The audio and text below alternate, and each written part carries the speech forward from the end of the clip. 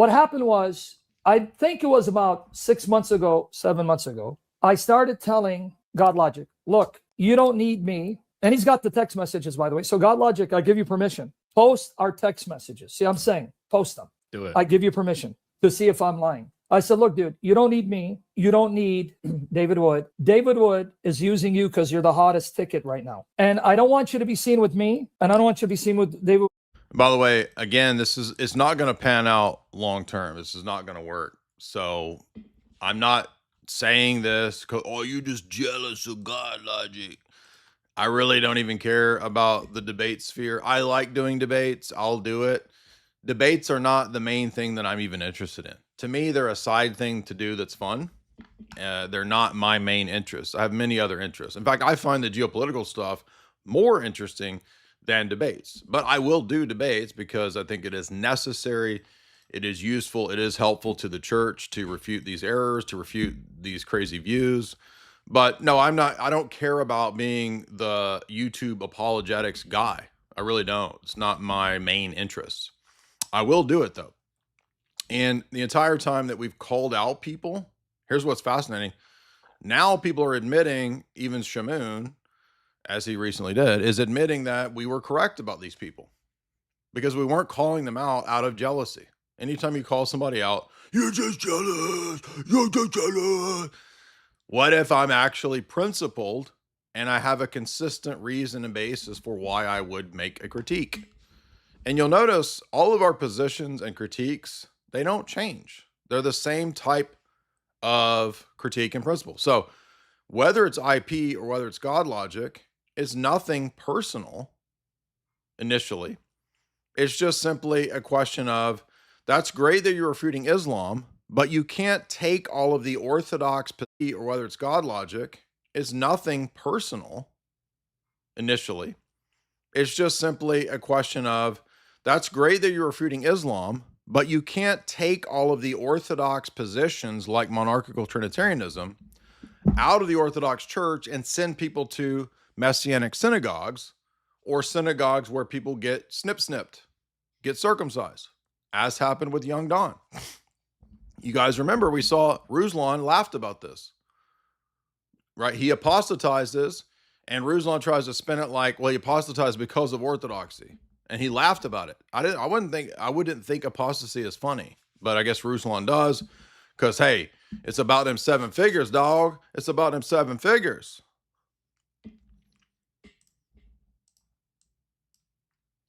So you can't preach Christianity and preach any old Christianity.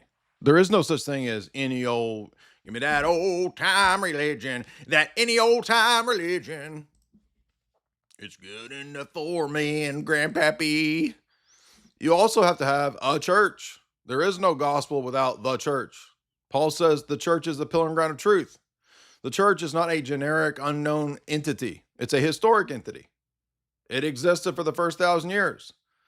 Churchless apologetics never existed in the first 1,000 years. That's why I've challenged these people for the last year, or excuse me, 6 months, to name a single churchless apologist in the first millennium. There's not one. Because all the statements of the church in the first 1,000 years are, you must be a member of the one Holy Catholic Apostolic Church. Even the Niceno-Constantinopolitan Creed, the Second Council's Creed, states that you have to be a member of the one Holy Catholic Apostolic Church to be called a Christian. Any other groups, they're not even Christian. They're heterodox. They're something else. So, for GodLogic or any of these people to have a large audience isn't really the main problem. It's nothing to do with why I would critique them, because I'd have the same critique for a person with a small audience. Remember they said, what's his name? Ruslan said Jay Dyer only debates big channels to get attention. Really? I debated the independent fundamentalist Baptist guy, small channel. I debated the agnostic Jack Sazer, tiny channel. I debated Captain Crackrock, small channel. On and on and on. I'm about to debate a Lutheran dude, tiny channel, right? We got a Lutheran debate next week. So I debate all the time. By the way, out of all of these people, I'm the only one that open call streams are available at all times. We do open call streams at all times, meaning that anyone can pop on and debate that isn't an absolute lunatic. So how would I only be interested in debating people bigger than me? Now, guess what? I am interested in debating people bigger than me. Duh. Just like when Ruslan tried to call out Nick Fuentes or Candace to debate. Of course I want to debate bigger name people because that's how I'm going to grow my channel, dummy. But I don't only debate big name people. So that's all bull crap. And again, this alone ought to end the whole career of the anti-Islamianity people, or at least get them to be more specific about, well, what is the church? What are you sending people to? Are you telling them to go from the mosque to the Messianic synagogue where they're going to get circumcised? That's crazy. That means you're pushing Judaizing.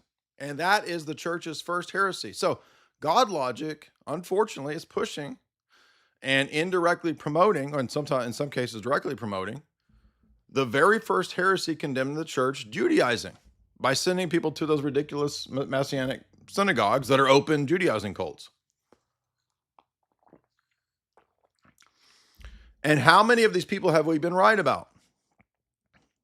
It doesn't matter how many times I tell you guys stuff, I end up constantly being correct. All of these people that we've been interacting with for almost a decade, in some cases, right? The bear cult, a bunch of loons, blasphemous, God-hating, anti-Trinitarian loons. I told Sam Shamoun that he was going to have problems with William Albrecht. That dude is a snake. Lo and behold, William Albrecht's a snake. I was right. Nobody likes William Albrecht anymore. I told him that Lofton was a snake and he's going to undermine. Nobody likes Lofton anymore. So over and over and over and over and over, I've been correct. I told, how is this my bullshit? What in anything that I said is bullshit? I went to go get a snack, dog. I'm over here eating. What are you talking about?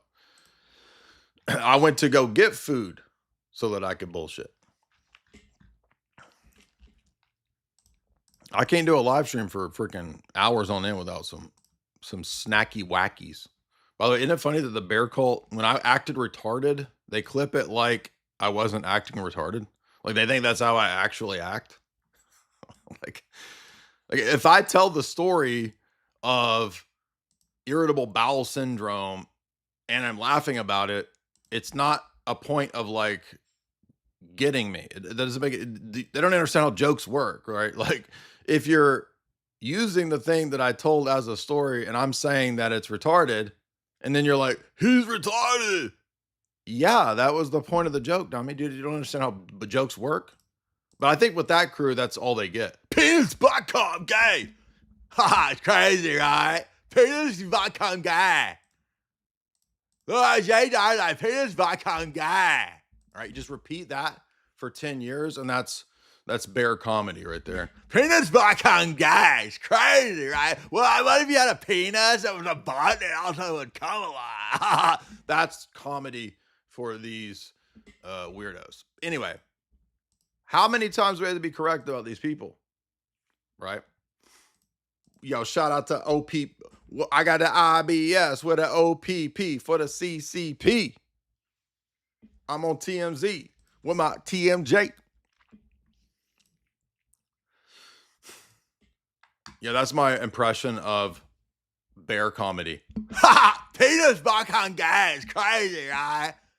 Duh, it's crazy. What if you had like a penis? But it's also like a butt at the same time. And you can just like come out a bunch of gay guys and penis and butt and come. Penis fucking gay. It's crazy. That's high tier comedy right there. What if there's a guy named Penis Queer? What do you expect with that crowd? Anyway. So, y'all know who I'm making fun of, but so Shamoun has now admitted, and I appreciate it, that all these people that we said were Spurgatron, lunatic, weirdo creeps, whether it's Leather Daddy or Loft Dog, they've all shown their colors, dude. They're all unprincipled. They all will stab anybody else in the back. So I very much appreciate Sam Shamoun offering a personal apology for the specific topics and problems. And I also apologize to Sam for, jokes that went over the line or whatever. So on a personal level, all of that is in the past. It is forgotten. Now, that doesn't mean that we have the same theological positions. My positions will always, Lord willing, hopefully, remain the same. And if I critique somebody, it's on principle. It's the same critique of IP that I have a GodLogic or anybody else. Good. I'm glad that you're critiquing Islam, but you also got to have more than just that. Okay.